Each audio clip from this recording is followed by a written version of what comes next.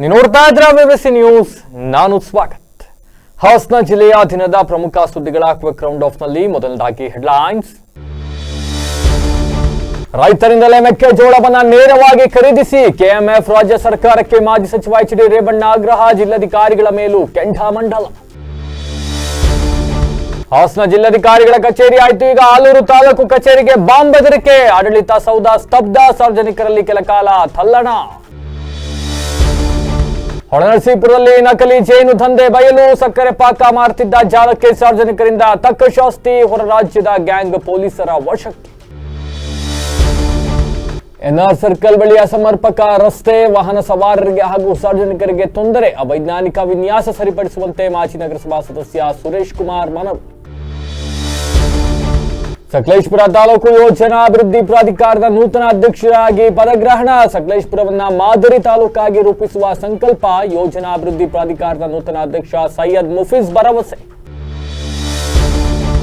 ಬೇಲೂರಿನಲ್ಲಿ ಜನಸಂಪರ್ಕ ಸಭೆಯಲ್ಲಿ ಸಾರ್ವಜನಿಕರ ಅಹವಾಲು ಸ್ವೀಕಾರ, ಗಾಂಜಾ ಹಾಗೂ ಬೈಕ್ ವೀಲಿಂಗ್ ತಡೆಗೆ ತಹಸೀಲ್ದಾರ್ ಖಡಕ್ ಸೂಚನೆ, ಅಬಕಾರಿ ಇಲಾಖೆ ಕಾರ್ಯವೈಖರಿಗೆ ರೈತ ಮುಖಂಡರ ಆಕ್ರೋಶ.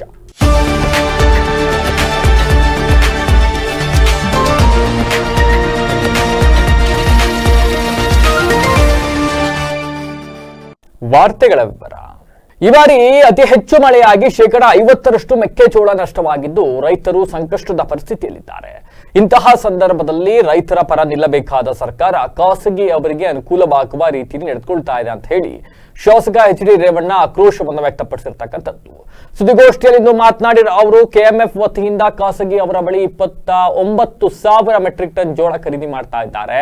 ರೈತರ ಬಳಿ ಕೇವಲ 10,000 ಮೆಟ್ರಿಕ್ ಟನ್ ಖರೀದಿ ಮಾಡಲು ಮುಂದಾಗ್ತಾ ಇದ್ದಾರೆ. ನಾನು ಕೆಎಂಎಫ್ ಅಧ್ಯಕ್ಷರಾಗಿದ್ದಾಗ ಖಾಸಗಿ ಅವರನ್ನ ಹತ್ತಿರಕ್ಕೂ ಕೂಡ ಸುಳಿಯಕ್ಕೆ ಬಿಟ್ಟಿರಲಿಲ್ಲ. ಖಾಸಗಿ ಪಶು ಆಹಾರ ಘಟಕಗಳನ್ನ ಮುಚ್ಚಿಸಿದ್ದೆ. ಮುಖ್ಯಮಂತ್ರಿ ಸಿದ್ದರಾಮಯ್ಯ ಅವರೇ ಸಹಕಾರಿ ಸಚಿವರಾಗಿರೋದ್ರಿಂದಾಗಿ ಕ್ವಿಂಟಾಲ್ಗೆ 24,000ರಂತೆ ರೈತರಿಗೆ ಮೆಕ್ಕೆಜೋಳ ಖರೀದಿ ಮಾಡಬೇಕು. ಜೊತೆಗೆ ಪಶು ಆಹಾರಕ್ಕೆ ಅಗತ್ಯವಿರತಕ್ಕಂಥ ವಸ್ತುಗಳನ್ನ ನೇರವಾಗಿ ರೈತರಿಂದಲೇ ಖರೀದಿ ಮಾಡಬೇಕು. ಹಾಸನ ಜಿಲ್ಲೆಯಲ್ಲಿ ಈ ಹಿಂದೆ ಸುಮಾರು 3 ಲಕ್ಷ ಹೆಕ್ಟೇರ್ ಪ್ರದೇಶಗಳಲ್ಲಿ ಆಲೂಗೆಡ್ಡೆಯನ್ನು ಬೆಳೆಯಲಾಗ್ತಾ ಇತ್ತು. ನಾನು ಕೂಡ 40 ಎಕರೆಗಳಲ್ಲಿ ಆಲೂಗೆಡ್ಡೆ ಬೆಳೀತಾ ಇದ್ದೆ. ಆದರೆ ಇಂದು ಮಳೆ ಹೆಚ್ಚಳ, ಅಂಗಮಾರಿ ರೋಗ ಕಾರಣಕ್ಕೆ ಇಂದು ಕೇವಲ 8,000 ಹೆಕ್ಟೇರ್ ಪ್ರದೇಶಕ್ಕೆ ಇಳಿದಿದೆ. ಇದೀಗ ಜಿಲ್ಲೆಯಲ್ಲಿ 2.20 ಲಕ್ಷ ಹೆಕ್ಟೇರ್ಗೆ ಮೆಕ್ಕೆಜೋಳ ಬೆಳೆದಿದ್ದಾರೆ. ರೈತರಿಗೆ ಸರಿಯಾದ ಬೆಲೆ ಸಿಗ್ತಾ ಇಲ್ಲ. ಖಾಸಗಿ ಅವರಿಂದ ಮೆಕ್ಕೆಜೋಳ ಖರೀದಿಸುವ ಬದಲಾಗಿ ರೈತರಿಂದ ನೇರವಾಗಿ ಖರೀದಿ ಮಾಡಕ್ಕೆ ಏನ್ ಸಮಸ್ಯೆ ನಿಮಗೆ ಅಂತ ಪ್ರಶ್ನೆ ಮಾಡಿದ್ದಾರೆ. ಇನ್ನು ಕೃಷಿ ಅಧಿಕಾರಿಗಳು, ಜಿಲ್ಲಾಧಿಕಾರಿಗಳು ಏನ್ ಮಾಡ್ತಾ ಇದ್ದಾರೆ ಅಂತ ಪ್ರಶ್ನಿಸಿದ ರೇವಣ್ಣ ಅವರು, ಡಿಸಿ ದಿನನಿತ್ಯ ಕೇವಲ ಮೀಟಿಂಗ್ ಮಾಡೋದ್ರಲ್ಲೇ ಬ್ಯುಸಿ ಆಗಿದ್ದಾರೆ. ಯಾವ ಅಧಿಕಾರಿಗಳನ್ನ ಕೇಳಿದ್ರು ಕೂಡ ಡಿಸಿ ಮೀಟಿಂಗ್ ನಲ್ಲಿ ಅಂತ ಹೇಳ್ತಿರ್ತಾರೆ. ಆದ್ರೆ ಅಭಿವೃದ್ಧಿ ಮಾತ್ರ ಆಗ್ತಾ ಇಲ್ಲ ಅಂತ ಹೇಳಿ ಕಿಡಿಕಾರಿದ್ದಾರೆ. ಲ್ಯಾಂಡ್ ಅಕ್ವಿಷನ್ ಪ್ರಾಬ್ಲಮ್ ಐತೆ, ಅವರೆಲ್ಲ ಕಾಂಟ್ರಾಕ್ಟ್ ತಗೊಂಡಿದ್ದ ಅವ್ನು ಬಿಟ್ಟು ಹೋದ. ನಾನು ಹೇಳಿದ ಇದನ್ನ ಜಿಲ್ಲಾಧಿಕಾರಿಗಳು ಕೆಲವು ಮೀಟಿಂಗ್ ಮಾಡ್ತೀವಿ ಅಂದ್ರೆ ಯಾವ ಮೀಟಿಂಗ್ ಮಾಡ್ತಾರಪ್ಪ, ಏನು ಮೀಟಿಂಗು? ಆಮೇಲೆ ಯಾವಾಗ ಕೇಳಿದ್ರು, ಯಾರು ಕೇಳಿದ್ರು ಡಿ ಸಿ ಆಫೀಸ್ ಮೀಟಿಂಗು.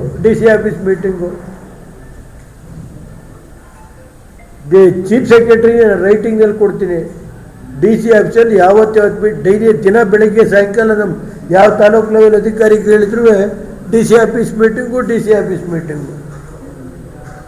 ಯಾವ್ಯಾವ ಪ್ರಾಜೆಕ್ಟು ಏನಾಗಿದೆ ಎಂತೂ ಯಾರು ಕೇಳೋರಿಲ್ಲ.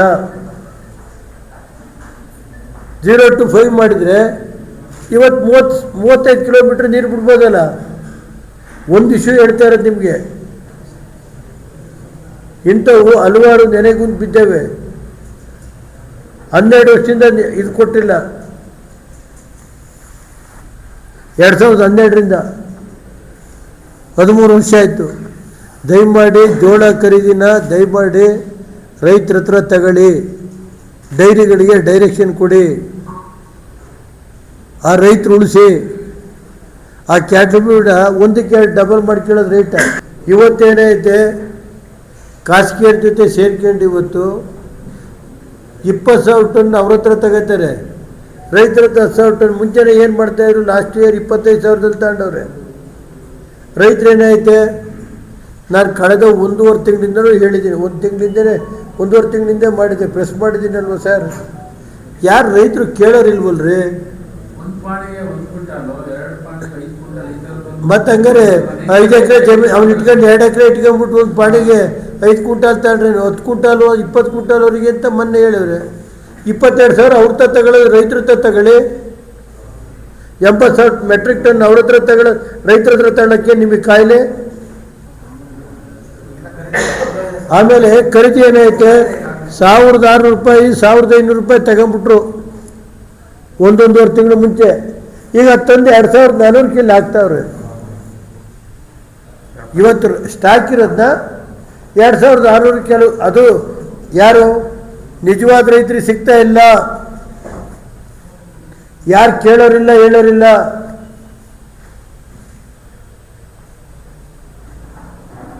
ಇಂಥವನ್ನ ಎಲ್ಲ ಜಿಲ್ಲಾಡಳಿತ 1-2 ತಿಂಗಳು ಮುಂಚೆನೇ ರೈತರು ಬೆಳೆ ಬಂದ ತಕ್ಷಣ ಕೃಷಿ ಇಲಾಖೆಯವರು ಜಿಲ್ಲಾಧಿಕಾರಿಗಳು ಮೀಟಿಂಗ್ ಮಾಡಿ ಇದನ್ನು ಸರ್ಕಾರಕ್ಕೆ ಕಳಿಸಿ ಗಮನಕ್ಕೆ ತರಬೇಕು. ಅದು ಬಿಟ್ಟು ನಾನು ಹೇಳೋದು ಪಾಪ DC ನಾನು ಯಾಕಪ್ಪ ಬೈದ್ರಿ ತಪ್ಪು ತಿಳ್ಕೊತಾರೆ. ನನಗೆ ನನ್ನ ಮನೆ ಕೆಲಸ ಮಾಡಿ ಅಂತ ಹೇಳಲ್ಲ, ರೈತರು ಉಳಿಸ್ಕೊಳ್ಳಿ ಅಂತ ಹೇಳ್ತೀನಪ್ಪ. ಅದನ್ನು ಇಲ್ಲ ಬೇಡ ನಮಗೇನಂತೆ. ದಿನ ಬೆಳಗ್ಗೆ ಇದ್ದರೆ ಯಾವ್ಯಾವ ಮೀಟಿಂಗ್ ಮಾಡೋದು, ಇಂಥ ರೈತರು ಉಳಿಸೋದು ಮೀಟಿಂಗ್ ಮಾಡಲಿ ನಮ್ಮ ಜಿಲ್ಲಾಧಿಕಾರಿಗಳಿಗೆ ಮನವಿ ಮಾಡ್ತೀನಪ್ಪ. ಆಲೂರು ತಾಲೂಕಿನ ಆಡಳಿತ ಸೌಧ ಅಂತ ಅಂದ್ರೆ ತಾಲೂಕು ಕಚೇರಿಗೆ ಇಮೇಲ್ ಮೂಲಕ ಬಾಂಬ್ ಬೆದರಿಕೆ ಬಂದಿದ್ದು ಇಡೀ ಪಟ್ಟಣದಲ್ಲಿ ಆತಂಕದ ವಾತಾವರಣ ನಿರ್ಮಾಣವಾಗಿತ್ತು. ತಾಲೂಕು ದಂಡಾಧಿಕಾರಿಗಳ ಅಧಿಕೃತ ಇಮೇಲ್ ವಿಳಾಸಕ್ಕೆ ಸ್ಫೋಟದ ಎಚ್ಚರಿಕೆಯ ಸಂದೇಶ ಬಂದ ಹಿನ್ನೆಲೆಯಲ್ಲಿ ಮುನ್ನೆಚ್ಚರಿಕೆ ಕ್ರಮವಾಗಿ ಕಚೇರಿಯ ಆವರಣಕ್ಕೆ ಸಾರ್ವಜನಿಕರ ಪ್ರವೇಶವನ್ನು ಸಂಪೂರ್ಣವಾಗಿ ಇವತ್ತು ನಿರ್ಬಂಧಿಸಲಾಗಿತ್ತು. ಘಟನೆಯ ವಿಷಯ ತಿಳಿಯುತ್ತಿದ್ದಂತೆ ಸ್ಥಳಕ್ಕೆ ಧಾವಿಸಿದ ಪೊಲೀಸ್ ಅಧಿಕಾರಿಗಳು ಹಾಗೂ ಸಿಬ್ಬಂದಿಗಳು ಕಚೇರಿಯ ಒಳಗಿದ್ದ ಅಧಿಕಾರಿಗಳು ಮತ್ತೆ ನೌಕರರನ್ನ ತಕ್ಷಣವೇ ಹೊರಗೆ ಕಳಿಸಿದ್ರು. ಯಾರೊಬ್ಬರು ಕೂಡ ಆವರಣದ ಒಳಗೆ ಹೋಗದಂತೆ ಬಿಗಿ ಬಂದೋಬಸ್ತನ್ನ ಮಾಡಿಕೊಳ್ಳಲಾಗಿತ್ತು. ಸಿಬ್ಬಂದಿಗಳು ಕಚೇರಿಯ ಹೊರಗಡೆಯೇ ಆತಂಕದಿಂದ ನಿಂತು ದೃಶ್ಯವನ್ನ ನೋಡ್ತಾ ಇದ್ರು. ಏನಾಗ್ಬಿಡುತ್ತೆ ಅಂತ. ಇನ್ನು ತಾಲೂಕು ಕಚೇರಿಯ ಸುತ್ತಮುತ್ತ ಪೊಲೀಸ್ ಠಾಣೆ ಇದೆ, ಪಕ್ಕದಲ್ಲೇ ಬಸ್ ನಿಲ್ದಾಣ ಇದೆ, ತಾಲೂಕು ಪಂಚಾಯಿತಿ, ಪಶು ಇಲಾಖೆ ಸೇರಿದಂತೆ ಪ್ರಮುಖ ಸರ್ಕಾರಿ ಕಚೇರಿಗಳಿರೋದ್ರಿಂದ ಪೊಲೀಸರು ಹೆಚ್ಚಿನ ಜಾಗ್ರತೆಯನ್ನು ವಹಿಸಬೇಕಾಯಿತು. ಚಿಕ್ಕ ಪ್ರದೇಶ ಅಲ್ವೇ. ಇನ್ನು ಬಾಂಬ್ ಬೆದರಿಕೆ ಸುದ್ದಿ ತಿಳಿತಾ ಇದ್ದಂತೆ ನೂರಾರು ಸಾರ್ವಜನಿಕರು ಕಚೇರಿ ಎದುರು ಜಮಾಯಿಸಿದ್ರು. ಜನಕ್ಕೆ ಗೊತ್ತಲ್ಲ ಬಾಂಬ್ ಬಿಟ್ಟಿದ್ದಾರೆ ಅಂತ ಜನ ಜಮಾಯಿಸಿದ್ರು. ಆತಂಕ ಮತ್ತು ಕುತೂಹಲದಿಂದ ಪರಿಸ್ಥಿತಿಯನ್ನ ಗಮನಿಸಿದ್ರು. ಇನ್ನು ಇತ್ತೀಚೆಗಷ್ಟೇ ಹಾಸನದ ಜಿಲ್ಲಾಧಿಕಾರಿಗಳಿಗೂ ಕೂಡ ಇದೇ ಮಾದರಿಯಲ್ಲಿ ಬಾಂಬ್ ಬೆದರಿಕೆ ಹಾಕಲಾಗಿತ್ತು. ಈಗ ಆಲೂರಿನಲ್ಲೂ ಕೂಡ ಅಂತಹದೇ ಘಟನೆ ಮರುಕಳಿಸಿರ್ತಕ್ಕಂಥದ್ದು ಸಾರ್ವಜನಿಕ ವಲಯದಲ್ಲಿ ತೀವ್ರ ಚರ್ಚೆಗೆ ಗ್ರಾಸವಾಗಿರ್ತಕ್ಕಂಥದ್ದು. ಇನ್ನು ಈ ಬಗ್ಗೆ ತಹಸೀಲ್ದಾರ್ ಮಲ್ಲಿಕಾರ್ಜುನ್ ಅವರು ಪ್ರತಿಕ್ರಿಯೆಯನ್ನು ನೀಡಿದ್ದಾರೆ.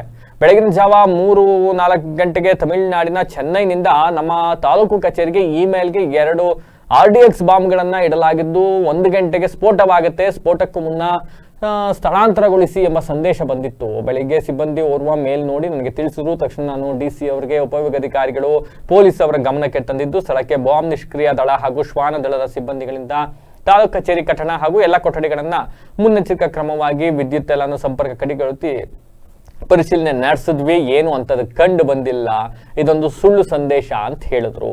ಇನ್ನು ತಮಿಳುನಾಡಿನ ಕನ್ಯಾಕುಮಾರಿ ಜಿಲ್ಲೆಯಲ್ಲಿ ಆಲೂರು ಎಂಬ ತಾಲೂಕು ಇದೆಯಂತೆ. ಆದ್ರೆ ಮೇಲ್ವಿಳಾಸ ಆಲೂರು ತಹಸೀಲ್ದಾರ್ ಅವರ ಅಧಿಕೃತ ವಿಳಾಸಕ್ಕೆ ಬಂದಿದ್ದು ಮುನ್ನೆಚ್ಚರಿಕೆಯಿಂದ ನಮ್ಮ ಸಿಬ್ಬಂದಿ ಕೂಡ ಎಲ್ಲಾನು ಮಾಡ್ಕೊಂಡಿದೀವಿ ಅಂತ ಹೇಳಿದ್ದಾರೆ. ಇನ್ನು ಸ್ಥಳಕ್ಕೆ ಆಲೂರು, ಸಕಲೇಶ್ಪುರ ಡಿವಾಸ್ಪಿ ಹಾಗೂ ಶಾಸಕ ಸಿಮೆಂಟ್ ಮಂಜು ಎಲ್ಲ ಭೇಟಿ ನೀಡಿ ಆತಂಕದಲ್ಲಿದ್ದ ಸಾರ್ವಜನಿಕರು ಹಾಗೂ ಸಿಬ್ಬಂದಿಗಳಿಗೆ ಧೈರ್ಯವನ್ನು ಕೂಡ ತುಂಬಿದ್ದಾರೆ. 1:04 ಒಂದು ಇಮೇಲ್ ಬಂತು ನಮ್ಮ ಆಫೀಸಿಗೆ ಬೆಳಗಿನ ಜಾವ. ಸೊ ನಾವು ಆಫೀಸ್ ಬಂದ ಕೂಡಲೇ ನೋಡಿದಾಗ ಆಫೀಸ್ ಇಮೇಲಲ್ಲಿ ಇನ್ಬಾಕ್ಸಲ್ಲಿ ಒಂದು ಮೆಸೇಜ್ ಇತ್ತು, 2 RDX ಬಾಂಬ್ಗಳು ಇಡಲಾಗಿದೆ, 1 ಗಂಟೆಗೆ ಸ್ಫೋಟ ಆಗುತ್ತೆ ಮಧ್ಯಾಹ್ನ ಅಂತೇಳಿ. ಸೊ ಇಮ್ಮಿಡಿಯೇಟಾಗಿ ನಾವು ಪೊಲೀಸ್ ಸ್ಟೇಷನಲ್ಲಿ ಇನ್ಫಾರ್ಮ್ ಮಾಡಿದ್ವಿ. ಪೊಲೀಸ್ ಬಾಂಬ್ ಐಡೆಂಟಿಫಿಕೇಷನ್ ಸ್ಪಾಟ್ ಬಂತು ಹಾಸನಿಂದ. ಪ್ರತಿ ರೂಮು, ಪೂರ್ತಿ ಕಾಂಪ್ಲೆಕ್ಸು ಪ್ರತಿಯೊಂದು ಕೊನೆ ನೋಡಿ ಅಲ್ಲಿ ಯಾವುದೂ ಆ ರೀತಿ ಬಾಂಬ್ ಇಲ್ಲ ಅಂತ ಅವರು ಸ್ಪಷ್ಟೀಕರಿಸಿದ್ದಾರೆ. ಸೊ ರಿಪೋರ್ಟ್ ಕೊಟ್ಟಿದ್ದಾರೆ. ಈಗ ಅವ್ರ ವರದಿ ಮೇಲೆ ನಾವು ಆಫೀಸಲ್ಲಿ ಸ್ಟಾಫಿಗೆ ಬರ್ತಾ ಇದ್ದೀವಿ. ಸೊ ಇದು DC ಅವರಿಗೂ ಇನ್ಫಾರ್ಮ್ ಮಾಡಲಾಯಿತು, AC ಅವರಿಗೂ ಇನ್ಫಾರ್ಮ್ ಮಾಡಲಾಯಿತು. ಇನ್ನೊಂದು ವಿಷಯ ಹೇಳಬೇಕಂದ್ರೆ ಇದು ಆಲೂರು ತಮಿಳುನಾಡು ಅಂತ ಹೇಳ್ತಾರೆ. ಅದು ಇಮೇಲಲ್ಲಿ ಅಡ್ರೆಸ್ ಮಾಡಿದ್ದು ತಹಸೀಲ್ದಾರು ಮತ್ತು ತಮಿಳುನಾಡು DGP ಅಭಯ್ ಅಂತ ಬರುತ್ತೆ ಅಡ್ರೆಸ್ಸು. ಸೊ ನಾವು ಗೂಗಲ್ ಸರ್ಚ್ ಮಾಡಿ ನೋಡಿದ್ರೆ ಆಲೂರು ಅಂತೇಳಿ ತಮಿಳುನಾಡಲ್ಲಿ ಕನ್ಯಾಕುಮಾರಿ ಒಂದು ಡಿಸ್ಟಿಕ್ ಇದೆ, ತಾಲೂಕು ಇದೆ ಕನ್ಯಾಕುಮಾರಿ ಡಿಸ್ಟಿಕಲ್ಲಿ. ಅದು ALOOR. ಆದರೆ ಇಮೇಲ್ ಬಂದಿದ್ದು ನಮ್ಮ ಆಫೀಸ್ ಇಮೇಲ್ IDಗೆ ಬಂದಿದೆ. ಸೊ ಅಲ್ಲಿ ಇನ್ನೂ ಅವರಿಗೂ ರೀಚ್ ಮಾಡಿ ಇನ್ಫಾರ್ಮ್ ಮಾಡಲಿಕ್ಕೆ ಟ್ರೈ ಮಾಡ್ತೀವಿ. ನಂಬರ್ ಸಿಗ್ತಾ ಇಲ್ಲ, ನಮ್ಮ ಹೆಡ್ ಕ್ವಾರ್ಟರ್ಸ್ ಮುಖಾಂತರ ಅವ್ರಿಗೆ ಇನ್ಫಾರ್ಮ್ ಮಾಡ್ತೀವಿ. ನೀವು ರಸ್ತೆಯಲ್ಲಿ ಹೋಗ್ಬೇಕಾದ್ರೆ ನೋಡ್ತಾ ಇರ್ತೀರಿ, ಒಂದು ಜೇನಿನ ಗೂಡು ಇಟ್ಕೊಂಡಿರ್ತಾರೆ, ಅಲ್ಲಿ ಜೇನು ಹಾರಾಡ್ತಾ ಇರುತ್ತೆ. ಪರಿಶುದ್ಧವಾದ ಜೇನು ನಿಮ್ಮ ಮುಂದೆಯೇ ಹಿಂಡಿ ಡಬ್ಬಕ್ಕೆ ತುಂಬಿಕೊಟ್ಟು ಬಿಡ್ತೀವಿ ಅಂತ ಹೇಳ್ತಿರ್ತಾರೆ. ಆದರೆ ಅಸಲಿ ಜೇನುತುಪ್ಪದ ಹೆಸರಿನಲ್ಲಿ ಸಕ್ಕರೆ ಪಾಕವನ್ನ ಮಾರಾಟ ಮಾಡ್ತಾ ಇದ್ದಂತ ಬೃಹತ್ ಜಾಲವೊಂದನ್ನ ಹೊಳೆನರಸೀಪುರದಲ್ಲಿ ಸಾರ್ವಜನಿಕರೇ ಹಿಡಿದು ಪೊಲೀಸರಿಗೆ ಒಪ್ಪಿಸಿರ್ತಕ್ಕಂಥ ಘಟನೆ ನಡೆದಿರ್ತಕ್ಕಂಥದ್ದು. ನಕಲಿ ಜೇನು ತಯಾರಿಕಾ ಗ್ಯಾಂಗ್ ಅನ್ನ ರೆಡ್ ಹ್ಯಾಂಡ್ ಆಗಿ ಹಿಡಿದು ಪೊಲೀಸರಿಗೆ ಒಪ್ಪಿಸಿದ್ದಾರೆ. ಹೊಳೆನರಸೀಪುರ ಪಟ್ಟಣದ ಎಪಿಎಂಸಿ ಆವರಣದಲ್ಲಿ ಬೀಡು ಬಿಟ್ಟಿದ್ದ ಈ ತಂಡ ಯಾರಿಗೂ ಅನುಮಾನ ಬರದಂತೆ ಗುಟ್ಟಾಗಿ ಸಕ್ಕರೆ ಪಾಕಕ್ಕೆ ಬಣ್ಣ ಮತ್ತೆ ರಾಸಾಯನಿಕಗಳನ್ನ ಬೆರೆಸಿ ಜೇನುತುಪ್ಪವನ್ನ ಸಿದ್ಧಪಡಿಸ್ತಾ ಇದ್ರು. ಹೊರ ರಾಜ್ಯದಿಂದ ಬಂದಿದ್ದ ಈ ತಂಡವು ರಸ್ತೆ ಬದಿಯಲ್ಲಿ ಜೇನುಗೂಡುಗಳಿಂದ ನೇರವಾಗಿ ಜೇನನ್ನ ತೆಗೆಯುವಂತೆ ನಾಟಕವಾಡಿ ಜನರನ್ನ ನಂಬಿಸ್ತಾ ಇದ್ರು. ನೈಸರ್ಗಿಕವಾಗಿ ಸಿಕ್ಕ ಶುದ್ಧ ಜೇನುತುಪ್ಪ ಅಂತ ನಂಬಿಸಿ ಸಕ್ಕರೆ ಪಾಕ ತುಂಬಿದ ಬಾಟಲಿಗಳನ್ನ ದುಬಾರಿ ಬೆಲೆಗೆ ಮಾರಾಟ ಮಾಡಿ ಸಾರ್ವಜನಿಕರನ್ನ ಮಂಗ ಮಾಡ್ತಿದ್ರು. ಈ ತಂಡದ ಸಂಶಯಾಸ್ಪದ ಚಲನವಲನಗಳನ್ನು ಗಮನಿಸಿದ ಸ್ಥಳೀಯರು ತಪಾಸಣೆ ನಡೆಸಿದಾಗ ಅಸಲಿ ಸತ್ಯ ಹೊರಬಿದ್ದಿದೆ. ತಕ್ಷಣ ಸ್ಥಳೀಯರು ಪೊಲೀಸರಿಗೆ ಮಾಹಿತಿ ನೀಡಿದ್ದಾರೆ. ವಿಷಯ ತಿಳಿದ ಹೊಳೆನರಸೀಪುರ ಪೊಲೀಸರು ಸ್ಥಳಕ್ಕೆ ಧಾವಿಸಿ ಆರೋಪಿಗಳನ್ನು ವಶಕ್ಕೆ ಪಡೆದಿದ್ದಾರೆ. ಇನ್ನು ಬಂಧಿತರಿಂದ ನಕಲಿ ಜೇನು ತಯಾರಿಕೆಗೆ ಬಳಸ್ತಾ ಇದ್ದ ಪರಿಕರಗಳನ್ನು ವಶಪಡಿಸಿಕೊಳ್ಳಲಾಗಿದೆ. ಹೆಚ್ಚಿನ ವಿಚಾರಣೆ ನಡೆಸಲಾಗ್ತಾ ಇದೆ. ಮಾಡೋದು ಏನೋ ಮೊಬೈಲ್ ನಮ್ಮ ಕಡೆ ಇದೆ, ಎಲ್ಲ ತೋರಿಸ್ತಾರ ಈ ಕಡೆ ಹಂಗೆ ನೋಡು ಈ ತರ ಮಾಡೋದು. ಅವ್ರಿಗೆ ಹೊಟ್ಟೆಗೆ ಹೊಡಿತಾರ ಅವರೆಲ್ಲ ಜನರಿಗೆ ಬಂದು ನೋಡು. ಎಲ್ಲ ರಾಜ ಹರಿಚಂದ ಇದೆ ಅವ್ರ ದೊಡ್ಡದು ಸರ್ಕಾರ ಜೇಬಲ್ಲಿ ಕೈ ದುಡ್ಡು ಹಾಕಿ ಎಲ್ಲ ಹೊಟ್ಟೆಗೆ ಮಾಡ್ತಾರ. ಅವ್ರು ಬಡವರಿಗೆ ದುಡ್ಡು ಹಾಕ್ತಾರ. ಅವ್ರು ಊಟ ಮಾಡೋದು ಎಲ್ಲ ಊಟ ಹಾಕ್ತಾರ ಅವ್ರಿಗೆ ಮನೆ ಅವ್ರು 2 ಜನ ಬಂದಿದ್ದು ಸರ್. ನೋಡಿ ಅವ್ರ ಮುಖ ನೋಡಿ ಅವ್ರಿಗೆ ಇದು ಮೇನ ಕೇಳ್ತಾರೆ. ಮೇನ ಇದು ವೇಸ್ಟ್ ಆಗಿದ್ದು ವೇಸ್ಟ್ ಆಗಿದ್ದು ಹಂಗೆ ಫೋಟೋ ತೋರಿಸಿ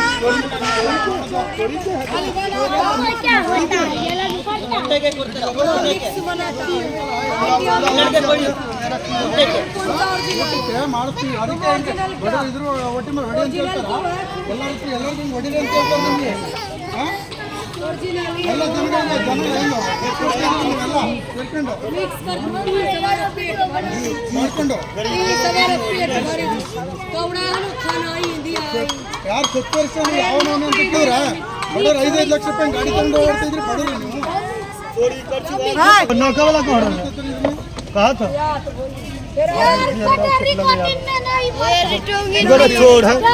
ಎಲ್ಲ ಮನೆ ಹಾಕಿರ್ತಾರೆ. मालूम नहीं वो चलिए ना इतना वो उतना आदमी है ना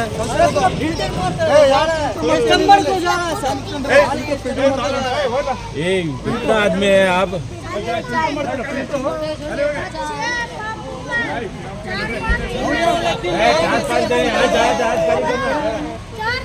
4 दिन नहीं खाली करके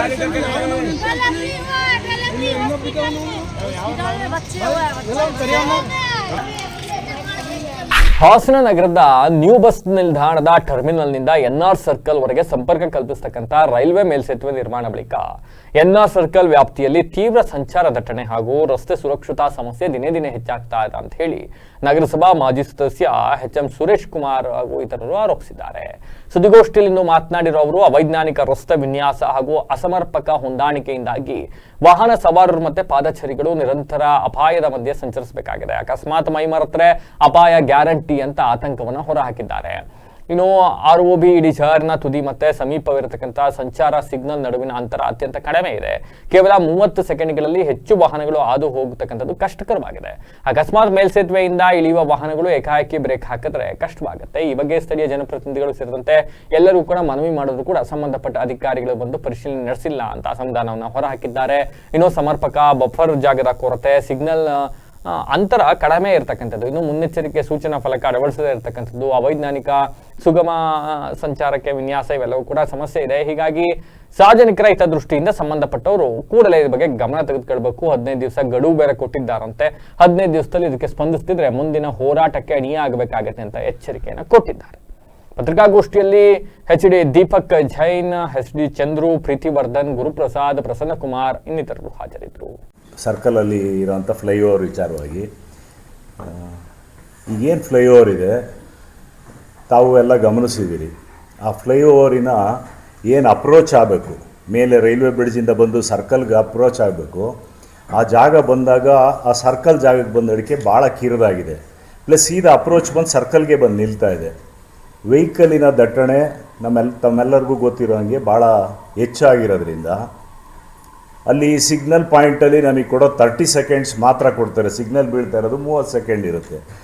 ಯಾವಾಗ ವೆಹಿಕಲ್ಗಳು ಅತಿ ಹೆಚ್ಚು ಆ ಸಿಗ್ನಲ್ ಜಾಗಕ್ಕೆ ಬರುತ್ತೆ, ಅದ್ರ ಜೊತೆಗೆ ಪಕ್ಕದಲ್ಲಿರ್ತಕ್ಕಂಥ ಸರ್ವಿಸ್ ರೋಡು ಭಾಳ ಕಿರಿದಾಗಿದೆ, 5 ಮೀಟರ್ಸು. ಅವೆರಡನ್ನೂ ಪಾರ್ಟಿಷನ್ ಮಾಡೋಕ್ಕೋಸ್ಕರ ಒಂದು ಡಿವೈಡರ್ನ ತಾವು ಗಮನಿಸ್ಬೋದು, ಒಂದು ಡಿವೈಡರ್ ರಿಟೈನಿಂಗ್ ವಾಲ್ನ ಹಾಕಿದ್ದಾರೆ. ಈ ಅಪ್ರೋಚ್ ಜಾಗದಲ್ಲಿ ತುಂಬ ಕಿರಿದಾಗಿದ್ದು ಸರ್ವಿಸ್ ರೋಡಿನ ಜನಕ್ಕೆ ಭಾಳ ಅನಾನುಕೂಲ ಆಗಿದೆ. ಆ ಭಾಗದಲ್ಲಿ ಸರ್ವಿಸ್ ರೋಡಲ್ಲಿ ಒಳಗಡೆ ಹೋಗೋದಕ್ಕೆ ಪ್ಲಸ್ ಅಲ್ಲಿಂದ ಎಕ್ಸಿಟ್ ಆಗೋದಕ್ಕೆ ತುಂಬ ಅನಾನುಕೂಲ ಆಗುತ್ತೆ. ಅದೇ ರೀತಿ ಏನು ನಾವು ಫ್ಲೈಓವರಿಂದ ಬರ್ತೀವಿ, ನಮಗೆ ಬೀಳೋ 30 ಸೆಕೆಂಡ್ಸಲ್ಲಿ ಸರ್ವಿಸ್ ರೋಡಿಂದ ಓಡಾಡೋ ಅಂಥ ಜನ ಬಲಭಾಗಕ್ಕೆ ಹೋಗಬೇಕು DC ಆಫೀಸ್ಗೆ ಅಂದಾಗ ಅವ್ರು ಬಂದು ಅಡ್ಡಕ್ಕೆ ಬಂದು ನಿಂತ್ಕೊಂಡಿರ್ತಾರೆ. ಈ ಬಸ್ ಸ್ಟ್ಯಾಂಡ್ಗೆ ಹೋಗೋದಾಗಲಿ, ಎಡಭಾಗ ಸುಭಾಷ್ ಸ್ಕ್ವೇರ್ ಕಡೆ ಹೋಗೋದಕ್ಕಾಗಲಿ ಇರೋ 30 ಸೆಕೆಂಡ್ಸಲ್ಲಿ ಯಾರು ಒಂದು ಅಡ್ಡ ಹೋಯ್ತು ಅಂದ್ರೂ ತೀರಾ ಆಕ್ಸಿಡೆಂಟ್ ಆಗೋದು, ಟಚ್ ಆಗೋದು ದಿನ ಅದು ಕಾಮನ್ ಆಗೋಗಿದೆ. ಹಾಗಾಗಿ ಅದನ್ನೆಲ್ಲ ಗಮನಿಸಿದಾಗ ಸಾರ್ವಜನಿಕರು ಏನು ಕೆಳಗಡೆ ಸೆಂಟ್ ಫಿಲಮಿನ ಕಾನ್ವೆಂಟ್ಗೆ ಇರ್ಬೋದು, ಅಲ್ಲಿರ್ತಕ್ಕಂಥ ಉದ್ಯಮದಿರ್ಬೋದು, ಅಲ್ಲಿ ಬರೋವಂಥವ್ರಿಗೂ ಅನಾನುಕೂಲ ಆಗುತ್ತೆ. ಅದೇ ರೀತಿ ಮೈಸೂರು ಭಾಗದಿಂದ ಫ್ಲೈಓವರಿಂದ ಏನು ಆ ಮೇಲ್ಭಾಗದಿಂದ ಬರ್ತಾರೆ, ಒಳನರಸೀಪುರದ ಭಾಗದಿಂದ ಬರೋವಂಥ ವೆಹಿಕಲ್ಗಳಿಗೂ ಭಾಳ ಅಡಚಣೆ ಆಯ್ತಾ ಇದೆ. ನಮ್ಮ ಮನವಿ ರೈಲ್ವೆ ಇಲಾಖೆಗೆ, ಅಲ್ಲಿರೋರೆಲ್ಲ ಹೋಗಿ ಒಂದು ರೈಲ್ವೆ ಇಲಾಖೆಗೆ ಮನವಿ ಕೊಟ್ಟಿದ್ದು, ಅದೇ ರೀತಿ MP ಅವ್ರಿಗೆ ಮನವಿ ಕೊಟ್ಟಿದ್ದು, ಸ್ಥಳೀಯ ಶಾಸಕರಿಗೆ ಮನವಿ ಕೊಟ್ಟಿದ್ದು, ಅವರೆಲ್ಲ ರೈಲ್ವೆ ಇಲಾಖೆಗೆ ಅವ್ರ ಲೆಟರ್ ಕೂಡ ಕೊಟ್ಟಿದ್ದರು, ಇದ್ರ ಬಗ್ಗೆ ಏನಾರ ಒಂದು ಕ್ರಮ ವಹಿಸಿ ಅಂತೇಳಿ. ರೈಲ್ವೆ ಇಲಾಖೆಯ ಅಲ್ಲಿ ವೆಹಿಕಲ್ ಪಾಸ್ ಆಗಲ್ಲ ಇವರು ಆಯಿತು, ಅವರ ಉದ್ದೇಶ ಇಟ್ಟು ಅದರ ಚಾಲ್ತಿಯನ್ನು ಕೊಟ್ಟರು, ಫ್ಲೈಓವರ್ ಚಾಲನೆ ಮಾಡಿದರು. ಮಾಡಿದ ದಿನಮಾನಗಳಲ್ಲಿ ಕಾಂಟ್ರಾಕ್ಟ್ ಮಾಡಿದ್ರು ಹೋಗ್ತಾರೆ, ಮಾಡಿಸೋರು ಹೋಗ್ತಾರೆ. ಸಮಸ್ಯೆನ ಅನುಭವಿಸ್ಬೇಕಾದ ಸ್ಥಳೀಯ ನಾವು ನೀವುಗಳು. ಒಬ್ಬರು ವಕೀಲರು ತೀರ್ಕೊಂಡ್ರು, ಒಂದು 4-5 ಲಾರಿಯವರು ಆಕ್ಸಿಡೆಂಟ್ ಆಗಿ, ಲಾರಿ ಬಂದು ಹತ್ತಿ ಒಂದು ಆಕ್ಸಿಡೆಂಟ್ ಆಗಿ, ಒಂದು 10 ವರ್ಷದಿಂದ ಆಕ್ಸಿಡೆಂಟ್ ಆಯಿತು. ನನ್ನ ಪ್ರಶ್ನೆ, ಎಡಭಾಗದಲ್ಲಿ ಕೀಪ್ ಲೆಫ್ಟ್, ನೀವು ಫ್ಲೈಓವರ್ ಮೇಲೆ ಹತ್ತಕ್ಕೆ ಜಾಗ ಇಟ್ಟಿಲ್ಲ. ಎಡಭಾಗದಲ್ಲಿ ಕ್ಲೀಪ್ ಲೆಫ್ಟ್ ಪೊಲಿಟಿಷನ್ ಮುಂದ್ಗಡೆ ಅಲ್ಲಿ ಒಂದು 15 ಮೀಟರ್ ಜಾಗ ಬೇಕಾಗಿತ್ತು. ಎಲ್ಲ ಬಸ್ಗಳು ಬಂದು ಅಲ್ಲೇ ನಿಲ್ಲಿಸ್ತಾರೆ. ಮಂಗಳೂರಿಂದ ಬರ್ತಾರೆ, ಅಲ್ಲೇ ನಿಲ್ಲುತ್ತೆ. ಚಿಕ್ಕಮಗಳೂರಿಂದ ಬರುತ್ತೆ, ಅಲ್ಲೇ ಬರುತ್ತೆ. ಶೃಂಗೇರಿಯಿಂದ ಬರುತ್ತೆ, ಅಲ್ಲೇ ನಿಲ್ಲಿಸ್ತಾರೆ. ಪೊಲೀಸ್ ಸ್ಟೇಷನ್ ಮುಂದೆ ನಿಲ್ಲಿಸಿದ್ರೆ ಅಲ್ಲಿ ಅಗಲ ಕಮ್ಮಿ ಇದೆ, ಅವ್ರ ಮುಂದೆ ಬಂದು ನಿಲ್ಲಿಸ್ತಾರೆ. ಆಟೋ ಒಟ್ಟೆ ಆದರೆ ಆಟೋ ಅಲ್ಲಿ ನಿಲ್ಲಿಸ್ಕೊಂಡಿದ್ದಾರೆ. ಹಾಗಾಗಿ ಪ್ರಾಣಹಾನಿಗಳು. ಬಹಳಷ್ಟು ಜನ ವರ್ತಕರು, ವ್ಯಾಪಾರಸ್ಥರು, ಕೂಲಿ ಕಾರ್ಮಿಕರು ದಿನನಿತ್ಯ ಅಲ್ಲಿ 150-200 ಜನ ಕೂಲಿ ಕಾರ್ಮಿಕರು ನಿಂತಿರ್ತಾರೆ. ಹಾಗಾಗಿ ನಾಳೆ ಅವರು ಈ ಬದಿಯಲ್ಲಿ ನಿಲ್ಲಲ್ಲ ಅಂತ ಯಾವ ಗ್ಯಾರಂಟಿ? ಅದರಿಂದ ಯಾರು ಸಂಬಂಧಪಟ್ಟ ಅಧಿಕಾರಿಗಳಿದ್ದಾರೆ, ನಗರಸಭೆಯಿಂದ, PWD ಇರೋದು, ರೈಲ್ವೆ ಡಿಪಾರ್ಟ್ಮೆಂಟ್ ಅವರು ಕ್ರಮಬದ್ಧವಾಗಿ ಮಾಡಿ ಈ ಜಿಲ್ಲೆಯ ಜನರನ್ನ ಅನುಕೂಲಕರವಾಗಿ ಮಾಡಿಕೊಡುವಂಥದ್ದನ್ನು ಯೋಚನೆ ಮಾಡಿ, ಸ್ಥಳೀಯವಾಗಿ ಸಾರ್ವಜನಿಕರಿಗೆ ಅನುಕೂಲ ಆಗುವಂಥ ಕೆಲಸ ಮಾಡಿ. ನಾವು ದಿನನಿತ್ಯ ಅದನ್ನು ನೋಡ್ತೀವಿ. ಹಾಗಾಗಿ ನೀವು ಮಾಡ್ತೀರಿ, ಹ್ಯಾಂಡ್ ಓವರ್ ಮಾಡ್ತೀರಿ, ಯಾರಿಗೆ ಹ್ಯಾಂಡ್ ಓವರ್ ಮಾಡಬೇಕು ಅವ್ರಿಗೆ ಹ್ಯಾಂಡ್ ಓವರ್ ಮಾಡಿ ನೀವು ಹೋಗ್ಬಿಡ್ತೀರಿ. ಸ್ವಾಮಿ, ನಾವುಗಳ ಪಶ್ಚಾತ್ತಾಪ ಪಡಬೇಕಾಗಿದೆ. ಹಾಗಾಗಿ ತಮ್ಮ ಮುಖೇನ ಹೇಳಿದಿಷ್ಟೇ, ಕೀಪ್ ದಟ್ ಹೆವಿ ಒತ್ತಡ ಇರೋಂಥ ಪೊಲೀಸ್ ಠಾಣೆಯ, ಈಗೇನು ಅವ್ರಿಗೆ ನೂತನವಾಗಿ ಕಟ್ಟಿರೋದ ಪೊಲೀಸ್ ಠಾಣೆ ಇದೆಯಲ್ಲ, ಆ ಠಾಣೆಯ ಪಕ್ಕದಲ್ಲಿ 15 ಮೀಟರ್ 20 ಮೀಟರ್ ಜಾಗ ಆಲ್ರೆಡಿ ಇದೆ. ಅದು ಸ್ವಲ್ಪ ಏನಾದರೂ ಸರ್ಕಾರ ಮತ್ತು ಆರಕ್ಷಕ ಇಲಾಖೆಯವರು, ರೈಲ್ವೆ ಡಿಪಾರ್ಟ್ಮೆಂಟ್ ಕೂತು ಏನಾದ್ರು ಸಂಧಾನದ ಮುಖೇನ ಅದು ಸ್ವಲ್ಪ ಹಿಂದೆ ಸರಿಸಿ ಅಲ್ಲನ್ನು ಮಾಡಿಕೊಡಿ. ಸಕಲೇಶಪುರದಲ್ಲಿಂದು ನೂತನವಾಗಿ ಯೋಜನಾ ಅಭಿವೃದ್ಧಿ ಪ್ರಾಧಿಕಾರದ ಅಧ್ಯಕ್ಷರಾಗಿ ಪದಗ್ರಹಣವನ್ನ ವಹಿಸಿಕೊಂಡಿದ್ದಾರೆ ಸೈಯದ್ ಮುಫೀಜ್ ಅಂತಕ್ಕಂಥವರು. ಅವರು ತಮ್ಮ ಅಧಿಕಾರವನ್ನು ಸ್ವೀಕರಿಸಿ ಮಾತನಾಡಿದ್ದಾರೆ. ಪಾರದರ್ಶಕತೆ, ಪ್ರಾಮಾಣಿಕತೆ ಮತ್ತು ಜನರ ಜೊತೆಯಲ್ಲಿ ಆಡಳಿತ ನಡೆಸುವ ಭರವಸೆಯನ್ನು ನೀಡ್ತೀನಿ. ಅಧಿಕಾರಿಗಳ ಸಹಕಾರ, ಜನಪ್ರತಿನಿಧಿಗಳ ಮಾರ್ಗದರ್ಶನ ಹಾಗೂ ನಾಗರಿಕರ ಸಲಹೆಯಿಂದ ಸಕಲೇಶಪುರವನ್ನ ಮಾದರಿ ತಾಲೂಕನ್ನಾಗಿ ರೂಪಿಸುವ ಸಂಕಲ್ಪ ನಮ್ಮದು ಅಂತ ಹೇಳಿಕೊಂಡಿದ್ದಾರೆ. ಒಳ್ಳೆಯದು, ಅದೇ ರೀತಿ ನಡೆದುಕೊಂಡರೆ. ಇನ್ನು ಪಟ್ಟಣದ ಪೂರ್ವದ ಬಳಿ ಇರತಕ್ಕಂಥ ತಾಲೂಕು ಯೋಜನಾ ಅಭಿವೃದ್ಧಿ ಪ್ರಾಧಿಕಾರದ ಕಟ್ಟಡದಲ್ಲಿ ಪದಗ್ರಹಣ ನಂತರ ಸುದ್ದಿಗಾರರೊಂದಿಗೆ ಅವರು ಮಾತನಾಡಿದ್ರು. ಹಿಂದೆ ಯಾವುದೇ ಕಟ್ಟಡ ನಿರ್ಮಾಣ ಅನುಮೋದನೆ ಆಗಬೇಕು ಅಂದ್ರೆ ಹಾಸನಕ್ಕೆ ಹೋಗಬೇಕಾಗಿತ್ತು. ಇದರಿಂದ ಸಾರ್ವಜನಿಕರಿಗೆ ಹೆಚ್ಚಿನ ತೊಂದರೆ ಆಗ್ತಾ ಇತ್ತು. ಈ ಸಮಸ್ಯೆಯನ್ನ ಮನಗಂಡ ಕಾಂಗ್ರೆಸ್ ಮುಖಂಡರು ಜನರ ತೊಂದರೆ ನಿವಾರಣೆಗೆ ಸಕಲೇಶಪುರದಲ್ಲೇ ಯೋಜನಾ ಅಭಿವೃದ್ಧಿ ಪ್ರಾಧಿಕಾರವನ್ನ ಸ್ಥಾಪಿಸುವಂತೆ ಮನವಿ ಮಾಡಿದ್ರು. ಅಂತೆಯೇ ಸ್ಥಾಪಿಸಲಾಗಿದೆ. ಸಕಲೇಶಪುರ ಯೋಜನಾ ಅಭಿವೃದ್ಧಿ ಪ್ರಾಧಿಕಾರದ ಅಧ್ಯಕ್ಷನಾಗಿ ಅಧಿಕಾರ ಸ್ವೀಕಾರ ಈ ಕ್ಷಣ ನನಗೆ ಅತ್ಯಂತ ಹೆಮ್ಮೆ ಹಾಗೂ ಜವಾಬ್ದಾರಿಯನ್ನು ಹೆಚ್ಚಿದೆ ಅಂತ ಹೇಳ್ಕೊಂಡಿದ್ದಾರೆ. ಫೈನ್. ಈ ಸಂದರ್ಭದಲ್ಲಿ ಯೋಜನಾ ಅಭಿವೃದ್ಧಿ ಪ್ರಾಧಿಕಾರದ ಜಿಲ್ಲಾ ಉಪನಿರ್ದೇಶಕ ರಮೇಶ್, ಪ್ರಾಧಿಕಾರದ ಸದಸ್ಯರಾದ ಬೈಖರೆ ದೇವರಾಜ್, ಚರಣ್ ಗೌಡ, ವಿನಯ್ ಕುಮಾರ್, ಬೈಮುಡಿ ಚಂದ್ರು, ಕಾಂಗ್ರೆಸ್ ಮಾಜಿ ಅಧ್ಯಕ್ಷ ಅಂಬಾಳ್ ಭಾಸ್ಕರ್, ಜಿಲ್ಲಾ ಪಂಚಾಯತ್ ಮಾಜಿ ಸದಸ್ಯ ಸುಪ್ರದೀಪ್ ಯಜಮಾನ್, ವಿವಿಧ ಸಂಘ ಸಂಸ್ಥೆಗಳ ಮುಖಂಡರು ಹಾಗೂ ಇನ್ನಿತರರು ಹಾಜರಿದ್ದ ಸಂದರ್ಭದಲ್ಲಿ ಎಲ್ಲರಿಗೂ ನಮಸ್ಕಾರ. ಇವತ್ತು ಸಕಲೇಶಪುರ ಯೋಜನಾ ಪ್ರಾಧಿಕಾರ ಅಧ್ಯಕ್ಷ ಸ್ಥಾನ ಇವತ್ತು ಪದಗ್ರಹಣ ಕಾರ್ಯಕ್ರಮ ಮಾಡಿ ಅಧಿಕಾರ ವಹಿಸ್ಕೊಂಡು ಈಗ ತಾನೇ ಅಧಿಕಾರಿಗಳು ಎಲ್ಲ ಇಲ್ಲೇ ಇದ್ದಾರೆ. ಇವತ್ತು ಸಕಲೇಶ್ಪುರದ ಇತಿಹಾಸದಲ್ಲಿ ಈ ಪ್ರಾಧಿಕಾರ ಅನ್ನೋದು ಸಕಲೇಶ್ಪುರದಲ್ಲಿ ಸುಮಾರು ಜನಕ್ಕೆ ಯಾರಿಗೂ ಗೊತ್ತಿದ್ದಿಲ್ಲ. ಇಲ್ಲಿ ಸಕಲೇಶ್ಪುರದಲ್ಲಿ ತುಂಬ ಬಡ ಜನರಿಗೆ, ಮುದ್ದ ಜನಗಳಿಗೆ ಇಲ್ಲಿ ಏನೇನು ನಡೆಯುತ್ತೆ, ಏನಿದೆ ಅಂತ ಗೊತ್ತಿಲ್ಲ. ಇಲ್ಲಿ ನಾನು ಸುಮಾರು ಒಂದು 15 ವರ್ಷದಿಂದ ಮುನ್ಸಿಪಾಲ್ಟಿ ಮೆಂಬರ್ ಆಗಿ, ಅಧ್ಯಕ್ಷರಾಗಿ ಕೆಲಸ ಮಾಡಿದ್ದೀನಿ. ಇಲ್ಲಿ ಯಾವುದೇ ರೀತಿ ಲೈಸೆನ್ಸ್ಗಳದು ಮನೆ ಕಟ್ಟೋ ಯಾರೋ ಒಬ್ರು ಮನೆ ಕಟ್ಟೋಕ್ಕೆ ಲೈಸೆನ್ಸ್ ಕೇಳಿದ್ರೆ ಹಾಸನಕ್ಕೆ ಹೋಗಬೇಕಾಗಿತ್ತು. ಅವ್ರಿಗೆ ತುಂಬ ತೊಂದರೆ ಆಗೋದು. ಆಮೇಲೆ ಮೀಡಿಯೇಟರ್ಗಳು ಎಲ್ಲ ಅವ್ರಿಗೆ ಮಿಸ್ಗೈಡ್ ಮಾಡಿ ಎಲ್ಲ ಹೇಳ್ತಾಯಿದ್ರು ಹಾಗೆ ಹಿಂಗೆ ಅಂತ. ಅದಕ್ಕೋಸ್ಕರ ಇವತ್ತು ಮುರಳಿ ಅಣ್ಣ ಇಲ್ಲಿ ಕಾಂಗ್ರೆಸ್ ಸರ್ಕಾರ ಬಂದಮೇಲೆ ಮುರಳಿ ಅಣ್ಣ ಈ ಪ್ರಾಬ್ಲಮ್ ನಡೀತಾ ಇದೆ ಅಂತ ಹೇಳಿ ಸಕಲೇಶ್ಪುರಕ್ಕೆ ಪ್ರಾಧಿಕಾರ ತರಲೇಬೇಕು, ಜನಗಳಿಗೆ ಒಂದು ತೋರಿಸ್ಲೇಬೇಕು ಇದೇನು ಅಂತ. ಸಕಲೇಶ್ಪುರದ ಜನರಿಗೆ ಗೊತ್ತಾಗಬೇಕು. ಲೈಸೆನ್ಸು, ಬಿಲ್ಡಿಂಗ್ ಲೈಸೆನ್ಸ್ ಆಗಲಿ, ಯಾವುದೇ ಒಂದು ಕಟ್ಟಡ ಲೈಸೆನ್ಸು, ಯಾವುದೇ ಒಂದು ಪರವಾನಗಿ ಪಡಿಬೇಕಂದ್ರೆ ಈ ಪ್ರಾಧಿಕಾರದ ಸವಲತ್ತುಗಳನ್ನ ಪಡಿಬೇಕು ಅಂತ ಗೊತ್ತಿದ್ದಿಲ್ಲ. ಈಗ ಮುರಳಿ ಅಣ್ಣ ಗೊತ್ತು ಮಾಡಿಸಿದ್ದಾರೆ.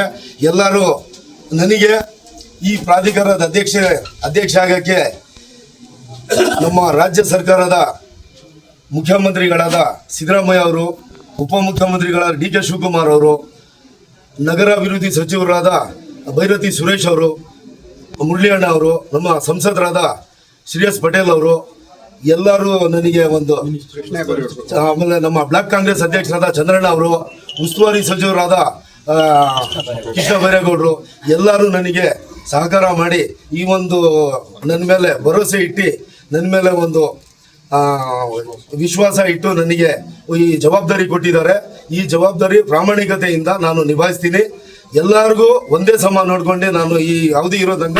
ಬೇಲೂರು ತಾಲೂಕು ಕಚೇರಿಯಲ್ಲಿ ಸಾರ್ವಜನಿಕರ ಕುಂದುಕೊರತೆ ಹಾಗೂ ಸಾರ್ವಜನಿಕರ ಅಹವಾಲು ಸ್ವೀಕರಿಸೋಕೆ ತಹಸೀಲ್ದಾರ್ ಅವರ ಅಧ್ಯಕ್ಷತೆಯಲ್ಲಿ ತಾಲೂಕು ಮಟ್ಟದ ಅಧಿಕಾರಿಗಳ ಜನಸಂಪರ್ಕ ಸಭೆಯನ್ನು ನಡೆಸಲಾಯಿತು. ಈ ವೇಳೆ ತಹಸೀಲ್ದಾರ್ ಶ್ರೀಧರ್ ಕಂಕನವಾಡಿ ಅವರು ಮಾತನಾಡಿದ್ದಾರೆ. ಕಂದಾಯ ಇಲಾಖೆ ಸೇರಿದಂತೆ ತಾಲೂಕಿನ ಸಮಸ್ಯೆಗಳ ಬಗ್ಗೆ ಹಾಗೂ ವಿವಿಧ ಇಲಾಖೆಯ ಸಮಸ್ಯೆಗಳು ಯಾವುದೇ ಇದ್ರೂ ಕೂಡ ಅದನ್ನು ನಮಗೆ ನೇರವಾಗಿ ತಿಳಿಸಬಹುದು. ಅಲ್ಲದೆ ಈ ಜನಸಂಪರ್ಕ ಸಭೆಯನ್ನ ಸಾರ್ವಜನಿಕರ ಉಪಯೋಗಕ್ಕಾಗಿ ಮಾಡಲಾಗಿದೆ, ಜನ ಇದರ ಸದುಪಯೋಗ ಪಡಿಸಿಕೊಳ್ಬೇಕು ಅಂತ ಹೇಳಿದ್ರು. ಇನ್ನು ಈ ವೇಳೆ ರೈತ ಸಂಘದ ಮುಖಂಡರಾದ ಸ್ವಾಮಿ ಗೌಡ, ಬಸವರಾಜು, ಪುಟ್ಟಸ್ವಾಮಿ, ಮಲ್ಲಿಕಾರ್ಜುನ್, ಸುರೇಶ್ ಅಂತಕ್ಕಂಥವರೆಲ್ಲ ಮಾತನಾಡಿದ್ರು. ಇತ್ತೀಚಿನ ದಿನಗಳಲ್ಲಿ ತಾಲೂಕಿನಲ್ಲಿ ವ್ಯಾಪಕವಾಗಿ ಕಾಫಿ ಕಳ್ತನ ನಡೀತಾ ಇದೆ. ಅಷ್ಟೇ ಅಲ್ಲದೆ ಮಧ್ಯ ವಯಸ್ಸಿನ ಯುವಕರು ಗಾಂಜಾ ಮತ್ತೆ ಇನ್ನಿತರ ಮಾದಕ ವಸ್ತುಗಳ ಚಟಕ್ಕೆ ಬಲಿಯಾಗಿ ರಸ್ತೆಯಲ್ಲಿ ಪ್ರತಿನಿತ್ಯ ಹೊಡೆದಾಟ, ಸಾರ್ವಜನಿಕರಿಗೆ ತೊಂದರೆ ಕೊಡ್ತಕ್ಕಂಥದ್ದು ಇವೆಲ್ಲ ಹೆಚ್ಚಾಗಿ ಹೋಗ್ಬಿಟ್ಟಿದೆ. ಇನ್ನು ಯುವಕರ ಗುಂಪು ನಶೆ ಅಮಲಿನಲ್ಲಿ ಬೈಕ್ ವೀಲಿಂಗ್ ಮಾಡ್ತಕ್ಕಂಥದ್ದು ಕೂಡ ಹೆಚ್ಚಾಗಿದೆ. ಕೂಡಲೇ ಇದ್ರ ಬಗ್ಗೆ ಗಮನ ಹರಿಸಬೇಕು. ಅಬಕಾರಿ ಇಲಾಖೆ ಬೇಲೂರಿನಲ್ಲಿ ಸಂಪೂರ್ಣ ನಿಷ್ಕ್ರಿಯಗೊಂಡಿದೆ ಅಂತ ಹೇಳಿ ತಮ್ಮ ಅಸಮಾಧಾನವನ್ನು ಹೊರಹಾಕಿದ್ರು. ಇದಕ್ಕೆ ಪ್ರತಿಕ್ರಿಯಿಸಿರ್ತಕ್ಕಂಥ ತಹಸೀಲ್ದಾರ್ ಅವರು ಅತಿ ಶೀಘ್ರದಲ್ಲಿ ಪೊಲೀಸ್ ಇಲಾಖೆ, ಕಂದಾಯ ಇಲಾಖೆ ಹಾಗೂ ಸಂಬಂಧಿಸಿದ ಇಲಾಖೆ ನೇತೃತ್ವದಲ್ಲಿ ಗಾಂಜಾ ವಿರೋಧಿ ಅಭಿಯಾನ ಬಗ್ಗೆ ಜಾಥಾ ನಡೆಸಲಾಗುತ್ತೆ. ಅಲ್ಲದೆ ಇದರಲ್ಲಿ ಸಾರ್ವಜನಿಕರ ಪಾತ್ರ ಕೂಡ ಅತಿ ಮುಖ್ಯವಾಗಿದೆ ಅಂತ ಹೇಳಿ ಜಾಥಾ ನಡೆಸೋದ್ರಾಗದಿಲ್ಲ. 4 ಜನ ಕರ್ಕೊಂಡ್ಬಂದು ಒಳಗೆ ಹಾಕಿ ಕಾಲು ಮುರಿದ್ರೆ ಸರಿ ಆಗುತ್ತೆ. ಬೈಕ್ ವೀಲಿಂಗ್ಗೆ ಗಮನ ಹರಿಸ್ತೀವಿ, ಪೊಲೀಸರ ಜೊತೆ ಸೇರ್ಕೊಂಡು ಇವೆಲ್ಲಕ್ಕೂ ಕೂಡ ಕಡಿವಾಣ ಹಾಕ್ತೀವಿ ಅಂತ ಹೇಳಿ ಭರವಸೆಯನ್ನು ಕೊಟ್ಟಿದ್ದಾರೆ. ಭರವಸೆ ಈಡೇರಿದ್ರೆ ಒಳ್ಳೆಯದು. ಈ ಸಂದರ್ಭದಲ್ಲಿ ಕ್ಷೇತ್ರ ಶಿಕ್ಷಣಾಧಿಕಾರಿ ಭಾಗ್ಯಮ್ಮ, PSI ಪಾಟೀಲ್ ಸೇರಿದಂತೆ ವಿವಿಧ ಇಲಾಖೆ ಅಧಿಕಾರಿಗಳು ಹಾಜರಿದ್ದರು. ಅದು ಕೂಡ ನಿಮ್ಮ ಸಮಸ್ಯೆಗೇನೆ DC ಅವರು, ನಾವು ಎಲ್ಲರೂ ಸಭೆಯಲ್ಲಿದ್ವು. ಈ ನಿಮ್ಮ KPTCL ಡಿಪಾರ್ಟ್ಮೆಂಟಿನ ಏನು ದೊಡ್ಡ ನ್ಯೂನ್ಯತೆ ಇದೆ, ನಿಮ್ಮ ನ್ಯೂನ್ಯತೆಗೋಸ್ಕರನೇ ಈ ತಹಸೀಲ್ದಾರ್ ನೇತೃತ್ವದಲ್ಲಿ ಸಭೆ ಮಾಡಬೇಕು ಅಂತೇಳಿ ಎಲ್ಲ ತಹಸೀಲ್ದಾರ್ಗಳಿಗೆ ನಿರ್ದೇಶನ ಕೊಟ್ಟು ಸಭೆ ಆಯೋಜನೆ ಆಗಿದೆ. ಈ ಸಭೆ ಆಯೋಜನೆ ಆದರೂ ಕೂಡ ಮತ್ತೆ ಈ ಸಮಸ್ಯೆಗಳು ಮತ್ತೆ ಬರ್ತಾವೆ ನಮ್ಮ ಮುಂದೆ ಅಂದರೆ ಅದನ್ನು ನಾವು ಸಹಿಸ ರೈತ ಸ್ಪಂದನ ಮೀಟಿಂಗಲ್ಲಿ ನಮ್ಮ ಹುಡುಗ ನಡವಳಿಕೆ ಕಳೆದಿದ್ದಾನೆ, ನಮ್ಮ ಕಡೆ ಸಾರಿ. ಬಟ್ ಮೇನ್ ಪಾಯಿಂಟ್ ಏನೈತೆ ಅಂತಂದು ಅದು ಟ್ರಾನ್ಸ್ಫಾರ್ಮರ್ ಕೂಡಿಸೋದಕ್ಕೆ ಪಾಯಿಂಟ್ ಇದೆ. ಈಗ ನಾವು ಜಾಗ ಗುರುತಿಸಿದೀವಿ, 12 ಎಕರೆ ಗುರುತಿಸಿದೀವಿ. ಪ್ರಪೋಸಲ್ ನನ್ನ ಹತ್ರ ಇದೆ, ನನಗೆ ಕಳಿಸ್ಕೊಡಿ. ಯಾವುದಕ್ಕೆ ನಿಮ್ಮ ಲೋಡ್ ಸಿಟಿಗೆ ಯಾವುದು ಹಳೆಬೀಡು ಸ್ಟೇಷನ್ಗೆ. ಸೊ ಅದು ಜಾಗ ಗುರುತಿಸಲಾಗಿದೆ. ಯಾವ ವಲಯದಲ್ಲಿ ಗುರುತಿಸಲಾಗಿದೆ ಚಿನ್ನಾಯಕನಲ್ಲಿ ಇರ್ಬೋದು. ಚಿನ್ನಾಯಕನಲ್ಲಿ 12 ಎಕರೆ ನಿಮ್ಮ ರೈತ ಸಂಘ ಸಪೋರ್ಟ್ ಮಾಡ್ತಂತೆ. ನಿಮ್ಮದು ಇದೊಂಥರ ಇದು ಸ್ಲೋಗನ್ ಆಗ್ಬಿಟ್ಟಿತ್ತು ನಿಮ್ಮದು. ಟೋಟಲಿ ನಿಮ್ಮ ಡಿಪಾರ್ಟ್ಮೆಂಟ್, ನಿಮ್ಮ ಸಿಇಯಿಂದ ನಿಮ್ಮವರೆಗೂ, ನಿಮ್ಮ ಮಂತ್ರಿಯವ್ರಿಗೂ ಎಲ್ಲ ಇದೇ ಕತೆ. ನೋಡಿ ಸರ್, ನಾಗರಿಕತೆ ಬೆಳೆದಂಗೆ ಲೋಡ್ ಆಗಲೇಬೇಕು. ಇದು ಸಿಂಪಲ್ ಲಾಜಿಕ್. ಇದನ್ನೇನು ನಾವು ದೊಡ್ಡ ಇದು ಮಹಾವಿದ್ಯಾಲಯ, ಇದು ದೇಶ ಬೆಳೀತಾ ಇದೆ, 140 ಕೋಟಿ ಜನ ಆಗ್ತಾ ಇದ್ದಾರೆ, ಜನಸಂಖ್ಯೆ ಬೆಳೆದಂಗೆ ಆಗಲೇಬೇಕಲ್ಲ. ಈಗ 100 ಎಕರೆ ಕಲ್ಟಿವೇಶನ್ ಲ್ಯಾಂಡ್ ಇದ್ದಿದ್ದು ಅಂದ್ಕೊಳ್ಳಿ ಸಪೋಸು, ಅಲ್ಲಿ ಈಗ 400 ಎಕರೆ ಆಗಿದೆ, ಇರಿಗೇಷನ್ ಮಾಡಬೇಕಲ್ಲ. ನೀವೆಲ್ಲ ಅದ್ರದ್ದು ಬಂಡವಾಳ ನಮ್ಮ ರೈತರದೇ. ನೀವೇನೋ ಒಂದು TC ಮಾಡಿದ್ದೀರಿ, ಮೇಂಟೆನೆನ್ಸ್ ಮಾಡ್ತಿದ್ದೀರಿ ಬಿಟ್ಟರೆ ಈ ಬರೋ ಲೈಟ್ ಕಂಬಗಳು, ಲೈನ್ಗಳು, TCಗಳು ಎಲ್ಲ ನಮ್ಮವೇ. ಲಕ್ಷಾಂತರ ಕೋಟಿ ರೂಪಾಯಿ ಬಂಡವಾಳ ಹಾಕಿದ್ದೀವಿ ಅದ್ರ ಮೇಲೆ ರೈತರು. ಅದನ್ನು ಬರೀ ಮೇಂಟೈನ್ ಮಾಡೋಕ್ಕಾಗ್ತಲ್ಲ ನಿಮಗೆ? ಒಬ್ಬೊಬ್ಬ ರೈತ 15 ಕಂಬ 20 ಕಂಬ ಹಾಕಿ ಇವತ್ತು ನಿಮ್ಮ ಇಲಾಖೆ ಕೊಟ್ಟಿದ್ದಾನೆ. ಗೌರವ ಇಲ್ಲ ನಮಗೆ. ಈಗ ಮತ್ತೊಮ್ಮೆ ಹೆಡ್ಲೈನ್ಸ್. ರೈತರಿಂದಲೇ ಮೆಕ್ಕೆಜೋಳವನ್ನ ನೇರವಾಗಿ ಖರೀದಿಸಿ ಕೆಎಂಎಫ್ ರಾಜ್ಯ ಸರ್ಕಾರಕ್ಕೆ ಮಾಜಿ ಸಚಿವ HD ರೇವಣ್ಣ ಆಗ್ರಹ. ಜಿಲ್ಲಾಧಿಕಾರಿಗಳ ಮೇಲೂ ಕೆಂಡಾಮಂಡಲ. ಹಾಸನ ಜಿಲ್ಲಾಧಿಕಾರಿಗಳ ಕಚೇರಿ ಆಯ್ತು ಈಗ ಆಲೂರು ತಾಲೂಕು ಕಚೇರಿಗೆ ಬಾಂಬ್ ಬೆದರಿಕೆ. ಆಡಳಿತ ಸೌಧ ಸ್ತಬ್ಧ, ಸಾರ್ವಜನಿಕರಲ್ಲಿ ಕೆಲ ಕಾಲ ತಲ್ಲಣ. ಹೊಳೆನರಸೀಪುರದಲ್ಲಿ ನಕಲಿ ಜೇನು ದಂಧೆ ಬಯಲು. ಸಕ್ಕರೆ ಪಾಕ ಮಾರುತ್ತಿದ್ದ ಜಾಲಕ್ಕೆ ಸಾರ್ವಜನಿಕರಿಂದ ತಕ್ಕ ಶಾಸ್ತಿ. ಹೊರ ರಾಜ್ಯದ ಗ್ಯಾಂಗ್ ಪೊಲೀಸರ ವಶಕ್ಕೆ. NR ಸರ್ಕಲ್ ಬಳಿ ಅಸಮರ್ಪಕ ರಸ್ತೆ, ವಾಹನ ಸವಾರರಿಗೆ ಹಾಗೂ ಸಾರ್ವಜನಿಕರಿಗೆ ತೊಂದರೆ. ಅವೈಜ್ಞಾನಿಕ ವಿನ್ಯಾಸ ಸರಿಪಡಿಸುವಂತೆ ಮಾಜಿ ನಗರಸಭಾ ಸದಸ್ಯ ಸುರೇಶ್ ಕುಮಾರ್ ಮನವಿ. ಸಕಲೇಶಪುರ ತಾಲೂಕು ಯೋಜನಾ ಅಭಿವೃದ್ಧಿ ಪ್ರಾಧಿಕಾರದ ನೂತನ ಅಧ್ಯಕ್ಷರಾಗಿ ಪದಗ್ರಹಣ. ಸಕಲೇಶಪುರವನ್ನ ಮಾದರಿ ತಾಲೂಕಾಗಿ ರೂಪಿಸುವ ಸಂಕಲ್ಪ. ಯೋಜನಾ ಅಭಿವೃದ್ಧಿ ಪ್ರಾಧಿಕಾರದ ನೂತನ ಅಧ್ಯಕ್ಷ ಸೈಯದ್ ಮುಫೀಜ್ ಭರವಸೆ. ಬೇಲೂರಿನಲ್ಲಿ ಜನಸಂಪರ್ಕ ಸಭೆಯಲ್ಲಿ ಸಾರ್ವಜನಿಕರ ಅಹವಾಲು ಸ್ವೀಕಾರ. ಗಾಂಜಾ ಹಾಗೂ ಬೈಕ್ ವೀಲಿಂಗ್ ತಡೆಗೆ ತಹಸೀಲ್ದಾರ್ ಖಡಕ್ ಸೂಚನೆ. ಅಬಕಾರಿ ಇಲಾಖೆ ಕಾರ್ಯವೈಖರಿಗೆ ರೈತ ಮುಖಂಡರ ಆಕ್ರೋಶ. ಇದಾಗಿತ್ತು ವಿಶೇಷ. ನಿರಂತರ ಸುದ್ದಿಗಾಗಿ ನೋಡ್ತಾ ಇರಿ BBC TV. ಸದ್ಯದ ಕಡೆ ನಮ್ಮ ನಡೆ.